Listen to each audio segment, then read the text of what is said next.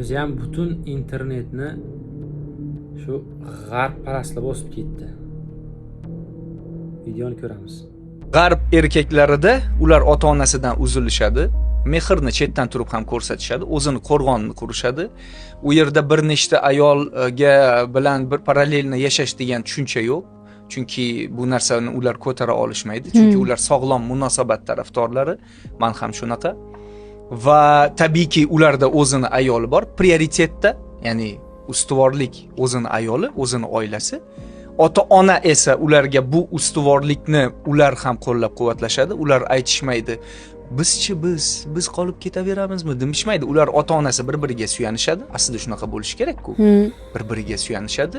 Farzandlari ham tabiiyki ularga mehr-muruvvat ko'rsatib turishadi. Siz aytayotgan g'arb jamiyatini qanday holatga, qanaqa tanazzul yoqasiga kelib qolganligini hamma ko'rib, eshitib, bilib turibdi. Bu narsani bizlarga tiqishtirishlari shart emas. Fikrim xato bo'lsa aytinglar.